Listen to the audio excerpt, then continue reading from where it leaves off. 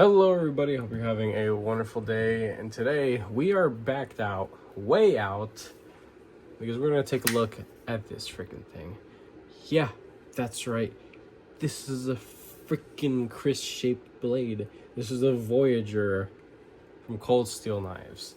I wouldn't normally have something like this on the channel, and I would definitely not buy something like this, because I wouldn't know what to do with it, realistically. This is not my aesthetic, but this was lent to me to the channel by my wonderful boss. This is the kind of stuff he loves.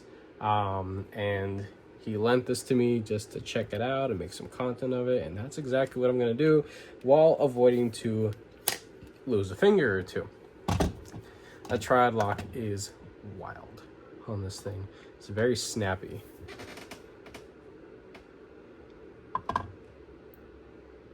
.5.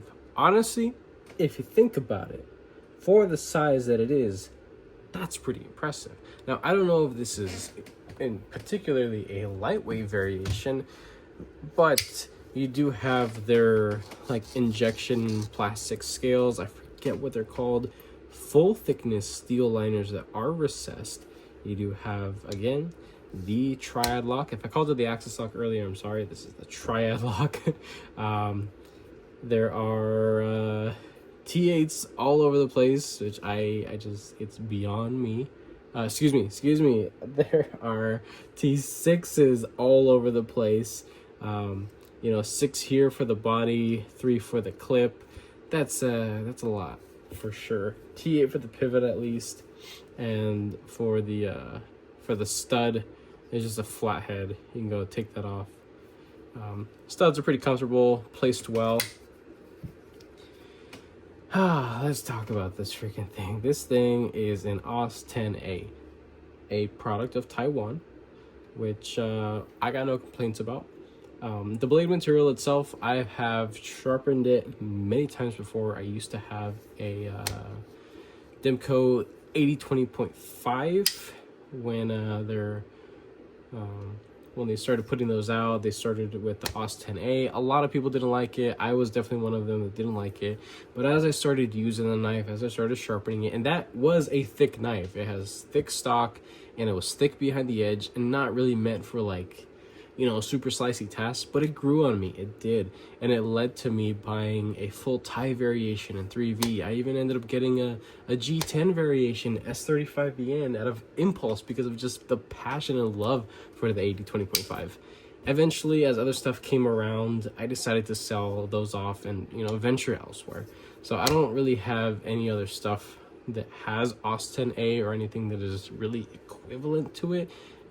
Maybe some stuff here and there that's close, but nothing that is exactly AUS 10A. So I don't have any of it in my collection anymore at this point in time, but it's a good blade material, and definitely with their heat treatment protocol and their general geometry of being a little bit on the more robust side, it's fine. It is all that it needs to be and all that it really can be. Trying to keep costs down as well. I believe this particular model could be had for under $100. If I can find it on Amazon, I'll link it down below to my storefront. It'll be the easiest way for you guys to support this channel if you care to do so. If not, it's not that big of a deal. Now I do have up here in this right corner a handful of knives set out that I use for size comparison for larger knives, and it's sad. I mean, this thing is just freaking ginormous, and it makes all my big boy toys look like, like nothing, like little pea shooters, right? No, this is not a micro MSI. This is the standard Microtech MSI. Here we have Civivi Vexillum.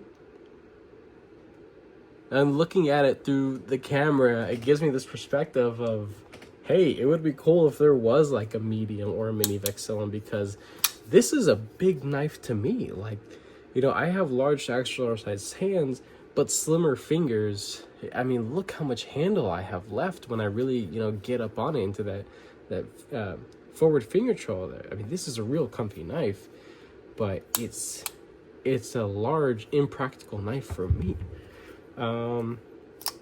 glide strike right here, you know, kind of the same thing as that Vexillum, the Senka glide strike.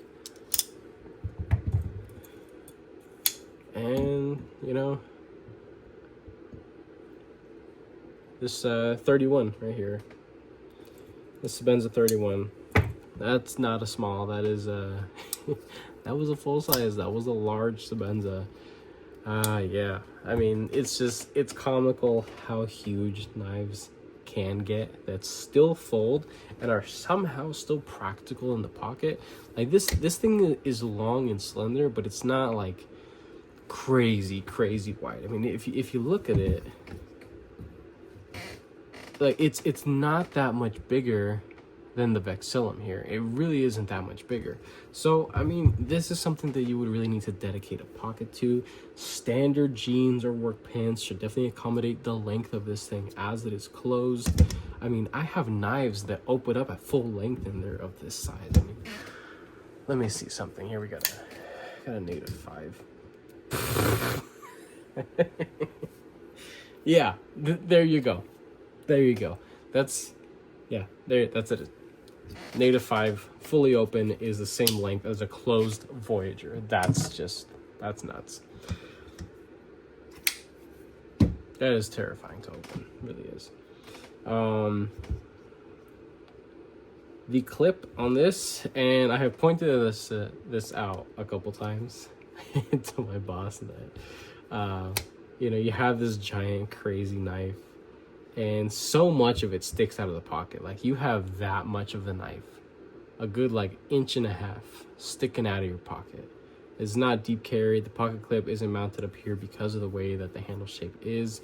Now, realistically, I don't know why the handle shape is shaped like that, because I mean, you could technically, you know, wrap your ring finger and pinky down here and just like really like slash away at stuff if that was the intention. But my middle finger and index finger are really only locked in if I really put pressure with my thumb there. And the triad lock is well out of the way. You're not going to depress that by any means, so like this isn't going to fall apart on you.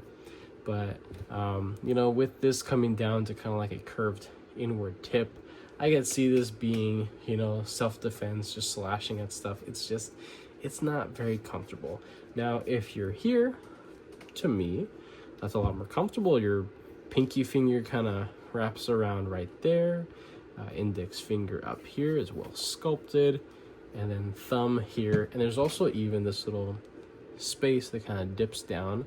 That's comfy. That's actually really comfy right there. Now, you can go up even a little further, still staying with your thumb in that spot and resting right here. It's a pretty safe thing to do, in my opinion, only because it doesn't come sharpened down all the way here. The edge actually stops right there, so you have plenty of clearance. So if you really want to wrap around it and still rest your thumb there, I mean, you can get up in there and just start hacking away at stuff, or whatever you're hacking away at, right? But I was gonna mention earlier that it's such a weird, odd, funky looking knife, and it has this micro clip on it that says cold steel. It's stamped in there, and it still has good retention. It works well, but it's just that, like, let's look at some like casual knife clips, right? These are compact designs right here, right? And then you take this Voyager clip. The Voyager clip is smaller than these pocket clips. Like, what the balls? It's just, I don't know. I mean, it's pretty on point with this one. This is a Pyrite Light. No, not the Pyrite Large. Just the regular sized one, right?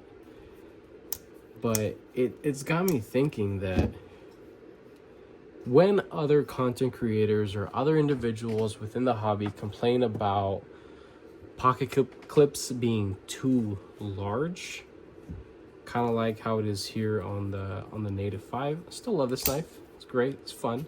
I'm actually in the market for a Native Chief, but the clips on them, they don't really make much sense. They still work, I get it, but realistically, this is all the clip that Cold Steel thinks is needed to maintain all of this in the pocket. So what that tells me is that Cold Steel, or at least the designer of this particular model, believes that, you know, a small clip is just as adequate as a larger one. Larger clips are not, you know, inherently better just because they're bigger. Now, bigger knives are typically better just because they're bigger. You have more utility from a utility or self-defense standpoint. Now, on this channel, we don't really talk about self-defense and those kinds of things. But when showing off something like this, I mean, this is not a utility knife. This is not a practical design. This thing is meant for war. So this thing is meant for, you know, chaos and destruction, absolutely. But I like the fact that they're using a simple steel clip that is practical, not obnoxious, is out of the way, does not cause any hot spots. But it's freaking tiny on the whole build. It's weird. It's something that just catches me off guard every time I look at this damn thing. But that's it. So we got the weight, the size comparisons. We rambled on. T6s all over the damn place. Triad lock is gorgeous, up and down, nothing side to side, maybe a little bit there, but I could tighten that pivot. Running on washers just like most Cold Steel knives. I only own one Cold Steel knife, and it's a newer model of theirs. This is the FM1 in Thai. Yeah, that's it. This dinky little thing in comparison to the Voyager, right? So that is that. If you guys like this video, found it enjoyable and entertaining by any means, go ahead and leave a like down below. I'm very surprised I did not cut myself while doing this. If you are subscribed, thank you so much. I appreciate all your support and your patience, of course.